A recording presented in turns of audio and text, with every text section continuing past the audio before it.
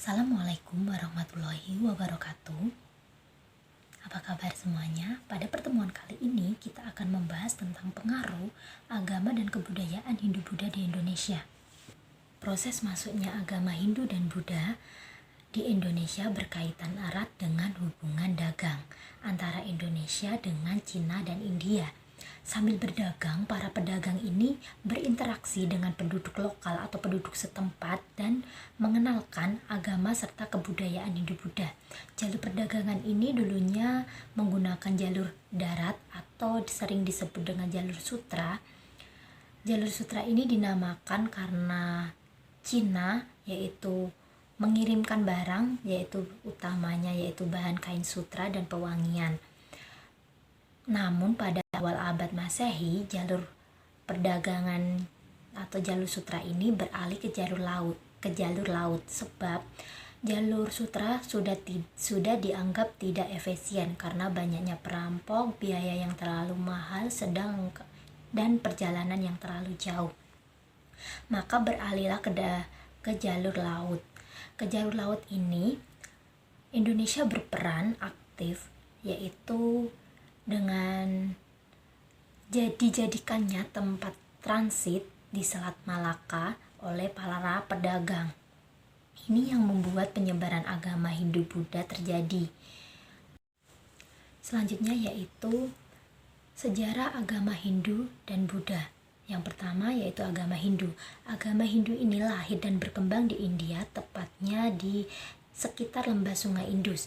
Kelahiran agama Hindu dipengaruhi dua unsur kebudayaan, yaitu kebudayaan bangsa Dravida dan kebudayaan bangsa Arya. Bangsa Dravida ini merupakan bangsa asli penduduk India, sedangkan bangsa Arya adalah bangsa yang berimigrasi ke India. Kedatangan bangsa Arya merupakan titik awal perubahan sosial masyarakat India. Sejak kedatangan bangsa Arya mulai memperkenalkan dan mewariskan peradaban baru yaitu Weda, artinya pengetahuan. Weda merupakan dasar kepercayaan agama Hindu. Pada mulanya agama Hindu ini tidak mempunyai nama, tetapi hanya berupa kepercayaan yang terpangkal dari kitab Weda. Bangsa Arya yang mempunyai kepercayaan yaitu memuja banyak dewa, sedangkan kepercayaan bangsa Arya tersebut kemudian berbaur dengan kepercayaan asli bangsa Dravida yang masih memuja roh nenek moyang. Oleh karena itu, agama Hindu yang berkembang sebenarnya merupakan percampuran antara kebudayaan dan kepercayaan bangsa Arya dan bangsa Dravida. Perkembangan agama Hindu di India ini terdapat 4 fase. Yang pertama yaitu zaman Weda dimulai pada waktu kedatangan bangsa Arya. Yang kedua itu zaman Brahmana, kekuasaan kaum Brahmana yang sangat besar. Pada zaman Brahmana ini ditandai mulai tersusunnya tata cara upacara beragam dan teratur. Yang ketiga yaitu zaman Upanishad, yaitu zaman pengembangan dan penyusunan filsafat. Sedangkan yang terakhir itu zaman Buddha yang dimulai ketika putra Raja Sudodana yang bernama Siddhartha menafsirkan Weda.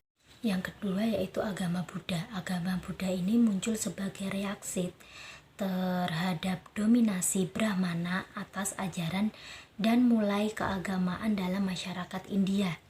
Diperkirakan agama Buddha lahir sekitar abad 5 sebelum Masehi. Pembawa agama Buddha ini adalah Siddhartha Gautama, yaitu putra Raja Sudodana dari kerajaan Kolasa di Kapilawastu. Untuk mencari pencerahan hidup, Siddhartha Gautama ini meninggalkan istana menuju hutan yaitu di Bodh Gaya.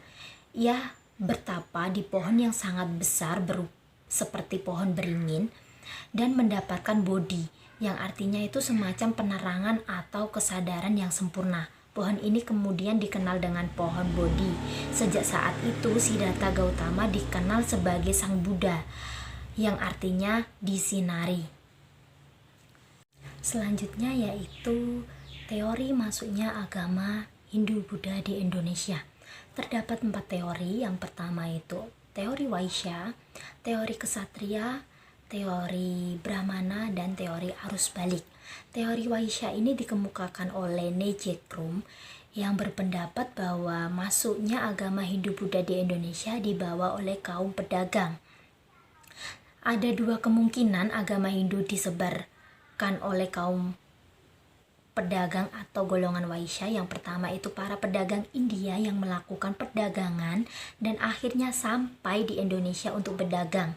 Melalui interaksi perdagangan itu, agama Hindu disebarkan pada masyarakat Indonesia. Terus yang kedua itu para pedagang dari India yang singgah di Indonesia selanjutnya mendirikan pemukiman sambil menunggu angin musim yang baik untuk membawa mereka kembali ke India. Mereka pun berinteraksi dengan penduduk sekitar dan menyebarkan agama kepada penduduk lokal di Indonesia. Teori yang kedua yaitu teori kesatria. Teori ini dikemukakan oleh V.D.K. Bose yang menyatakan bahwa golongan kesatria lah yang membawa agama Hindu-Buddha di Indonesia.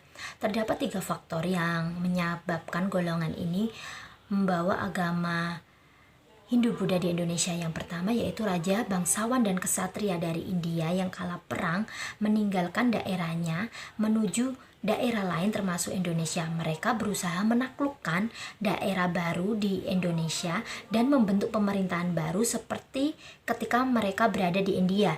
Dari penaklukan tersebut mereka mulai menanamkan ajaran agama Hindu kepada penduduk setempat. Yang kedua yaitu kekacauan politik di India menyebabkan para kesatria melarikan diri sampai Indonesia. Mereka selanjutnya membentuk dan mendirikan koloni atau tanah jajahan serta menyebarkan agama Hindu. Yang ketiga yaitu raja dan para bangsawan India sengaja datang di Indonesia untuk menyerang dan menaklukkan suku-suku di Indonesia. Setelah berhasil, mereka mendirikan kerajaan dan mulai menyebarkan agama Hindu. Teori yang ketiga yaitu teori Brahmana. Teori Brahmana dikemukakan oleh Van Leur. Ini berpendapat bahwa agama Hindu masuk di Indonesia dibawa oleh kaum Brahmana karena hanya kaum Brahmana lah yang berhak mempelajari dan mengerti isi kitab suci Weda. Kedatangan kaum Brahmana diduga karena undangan para penguasa lokal di Indonesia yang tertarik dengan agama Hindu atau sengaja datang untuk menyebarkan agama Hindu di Indonesia. Yang terakhir yaitu teori arus balik. Teori ini dikemukakan oleh V.D.K. Bose sebagai bantahan dari teori Vaishya dan teori kesatria.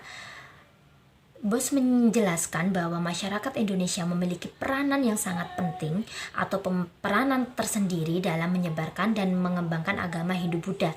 Penyebaran agama Hindu-Buddha di Indonesia dilakukan oleh kaum terdidik akibat interaksi dengan orang-orang India. Adanya penduduk Indonesia yang tertarik belajar agama Hindu-Buddha, kemudian penduduk Indonesia ini belajar dari orang India, dan setelah mereka sudah mempelajari agama Hindu-Buddha, kemudian mereka kembali lagi ke Indonesia dan menyebarkan agama tersebut kepada masyarakat. Dari penjelasan yang sudah disampaikan tadi, apakah sudah paham sekarang gimana sih proses masuknya agama Hindu-Buddha di Indonesia?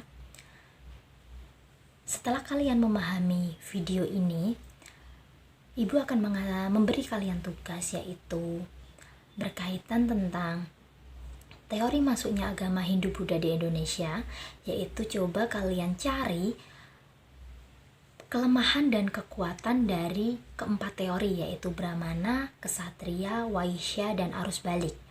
Tugas tersebut kalian tulis tangan, kemudian difoto dan dikirim lewat WA atau lewat aplikasi Tim.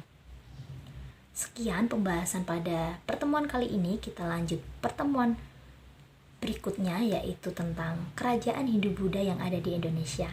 Sekian dan terima kasih. Wassalamualaikum warahmatullahi wabarakatuh.